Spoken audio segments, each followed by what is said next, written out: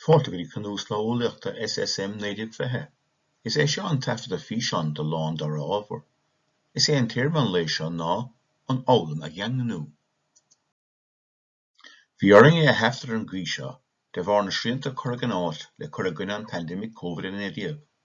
Bhí sé dóigheanta ag an cearlann seo thuairt a bhúntóirí sa slíon a raibh sé ar dús mar chearlan beo. Cé gur le haghaidh idirghníomh beo an rúpaí a dearg an chéad uair rinne muid ar 7 níochad dhíthal ar geardan i chiméad sa slí go féidir le múntóirí fós taraf a bhaint as a bheith plé ó chéan linn a bhfuil ann. Tá an srábar sa síos na ceithre seisiún, is féidir fíocha dora ina éonar, ach le haghaidh leanúnachas agus chun tac leis an lámhí an uirig, moltar go fíochtar de réir óard. Is iad sin, seisiún na 1, forbar scileanna Éasrú, seisiún na 2, Pleanáil, seisiún na 3, scoláire a bhogach chun cín, agus seisiún na 4, forbairt chun ceapanna a Éasrú. Téann an físeán a thuasca deireadh le haghaidh gach seisiún, agus is féidir é a stoppaigh am ar bith, chun dul siar nó abhartha nua dhéanamh air. Tá ócádaí áirithe ann nuair a bhuaileann an taifead a stoppa, le tuairt faoin eispéiris fálamma, agus an sin é atha sú arís. Corfar an úldút nuair is gáid sin a dhéanamh, agus feicid tú na deilbhí níos stad agus casar an sleanán. Is féidir le múntóirí tuairt faoin acna seo ina éonar, agus cinnte go mbeadh rointeanna cníomhachtaí níos saibhre dá mbeadh obair go chóir le do chuid go ghlacaí, faoi mar a tharla le ling na ceardanan.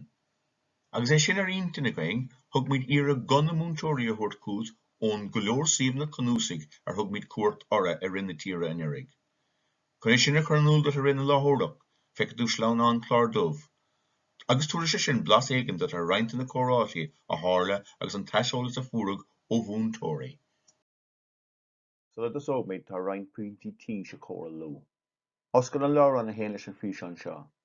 Fáilte ré le taobh an físeán a bhfuil tú ag fíochaintear ar an suíomh idirlín jct.ie.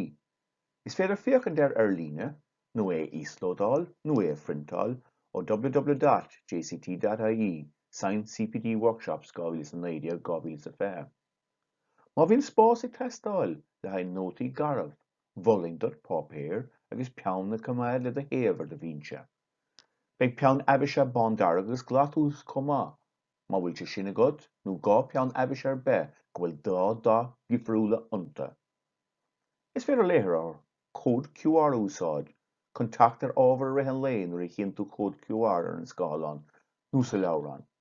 Muna bhfuil ceann agat ar do gcothan, beidir go fiú ceann íoslódáil anois, bíonn siad saor neisce de an á. Fáilte go seisiún na 2, Pleanáil. Is iad seo na intíní fálamma atá againn do na seisiún go léir.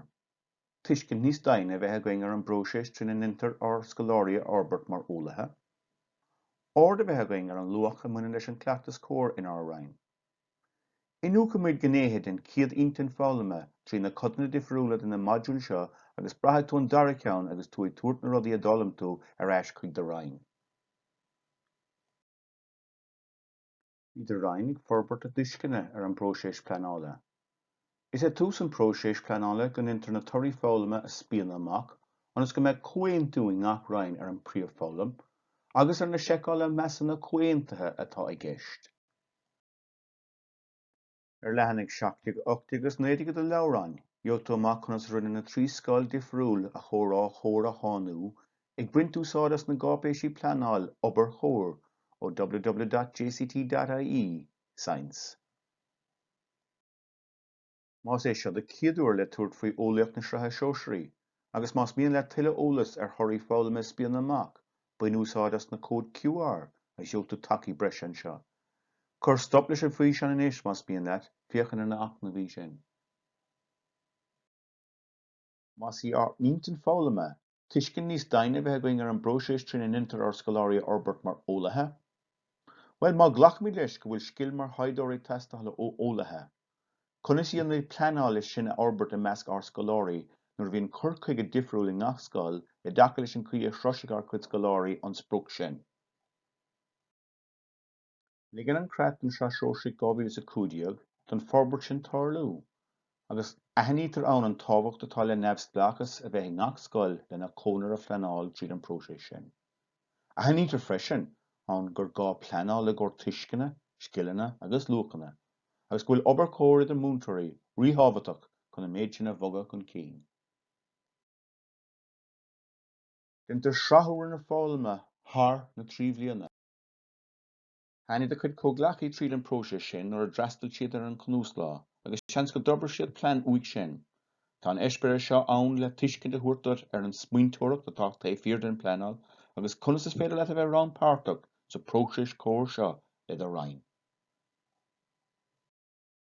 Mar Rhein, bhí sé ag obair go cóir leis na toirí fáilme spialna amach.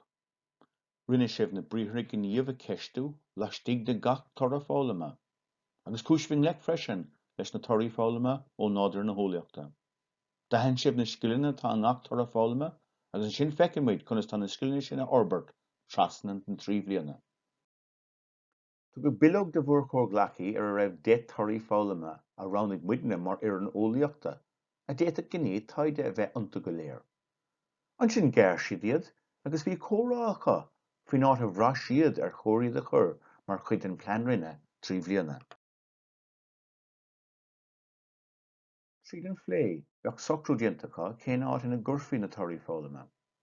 Seans go ránnig roinnt ranna na toirí fáilme dailt nó a scara thar 2 bhliain nó níos mó.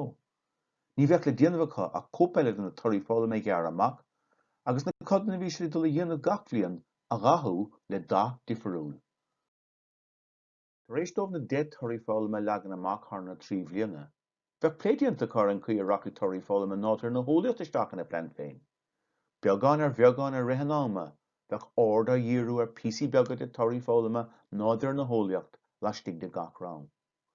Lentar de sin an sin, trí inchar agus trí gníomhaíocht daoine snáhanna chótéacsúil, gur fí beocht agus beithas na písí beaga sin de nádar na hóileachta trí na snáhanna chótéacsúil, an domhan agus an spás, an domhan fisicach, an domhan chimicach, agus an domhan betheolaíocht.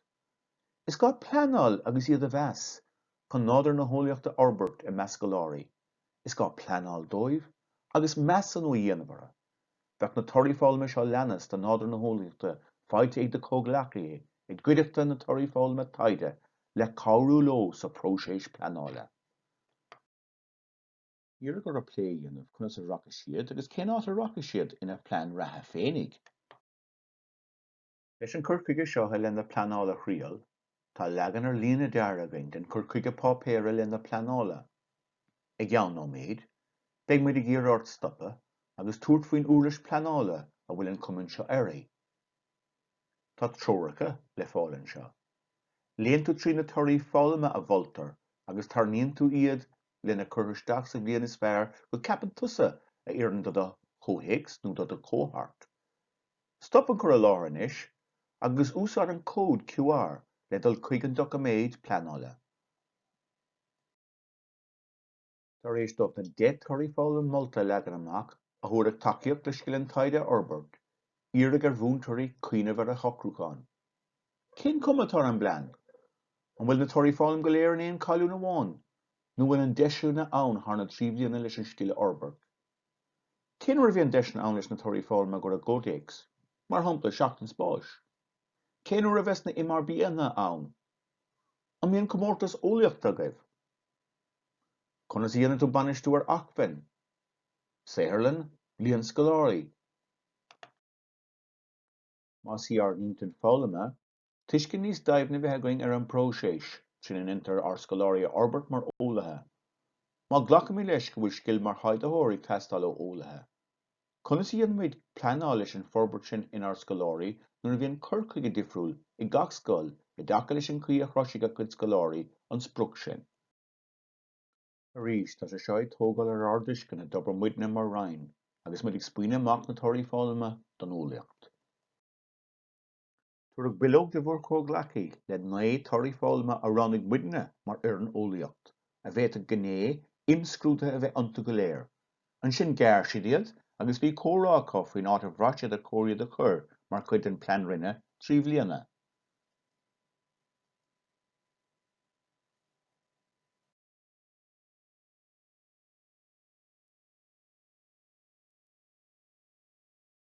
Tríd an phlé beag socrú diantacha cén áit ina gcurfaí na toirí fáilme. seans go ránaigh roinnt ranna na toirí fáilme dailt nua scara, thar gábhla nó níos mó. Ní bheadh le déanamh acu ach cóp eile den toirí fáilme ghearra amach agus na codanna bhí siad ag dul a dhéanamh gach bliain a ghathú le dá difriúil. Más í ar intin fáilme. Tuiscin níos daimhne bheith going ar an bróiséistrin in inter ar scoláirí orbert mar ólathe. Má ghlacadh mí leis gur gá go dtuigigh ólathe cin ceappa eolaíochta. Conas í dhéanamh muid pleanáil leis an forbairt sin in ar scoláirí nuair a bhíonn curchaigh a difriúil i ngachscáil i dtaca leis an crí a chroisigh chuid scoláirí an sprioc sin. Tugadh bilóg do na cóglachaí leis an cuid eile na toirí fáilme.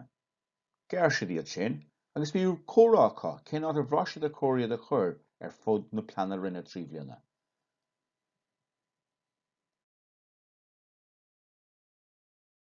Tríd an phléi bheadh socrú diantachá cén áit na gcuirfaí na toirí fáilme. Seans go ránaigh roinnt ranna na toirí fáilme dailt nua scara thar gábhla nó níos mó. Ní bheadh le déanamh acu ach cóp eile de toirí fáilme ghearra amach. Agus na codanna bhí le dul a dhéanamh gach bliain a ghathú le dá difriúil. Tar éis dómh na toirí fáilme leagan amach thar na trí bhliana. Bheadh plédiantachá arís ar an gcaoi a rachaidh toirí fáilme nádar na holaíocht isteach na plean féinigh. Tuairg an cuid eile na toirí fáilme do nádar na holaíochta do cóglachaí an sin. Díreach gur a plé dhéanamh conas agus cén áit a rachaidh siad ina plean ratha féinigh. Bheadh plédiantachá mar sin agus na toirí fáilme leagan amach acu thar na trí bhliain sa chuig amach deis na rialta ag do álamóirí le tógáil ar a cuid scileanna agus tuiscine. Ar an chéad céim eile, má conas eagraíonn de rainn na grúpaí toirí fáilme laistigh de bhliain. An bhéad bhíad a chur le chéile mar éanad fáilme. Agus tú a pleanáil gur na éanad fáilme laistigh le bhliain amháin. Is iad seo roinnt in a réimsí le cuimhnimh ortha. Más í seo de chéadúirt le tuairfaí eolaíocht na sraithe seoisrí, agus más mian le tuile eolais ar éanad fáilme orbert, nó rucht anna áil ar chuid ar bed ina documentí pleanáil a lútar sa fhí seán, stop an chur a láthair, agus buin úsáideas an cód QR le tachtar na achnamhí seo. Is é an pleanad tagainn scoláirí orbert na hólathe, agus aisagainn go dtugad an scoláirí an ngóhéin chuig an eistar fáilme. Tríd an scoláirí gur a gceartláir na fáilme, choiríonn an plean chun deis a thuair dóibh a gcumas mar eolaí a orbert. Bhí mar a dúirt an túdar agus an teitleoir Francach Anton de Saint-Exupéry sprioc an plean ní línta sin ach mian. Tásúlagann gur bhain tú tarifa as sin agus tuige mí go maith nach bhfuil sé inchora leis an idirghníomhú ná leis an plé duine le múntóirí eile. Tá 3 seisiún eile buinteach leis an lá seo muna bhacha tú iad hana hénig. Is iad seo ar níntíní fáilme na seisiún go léir.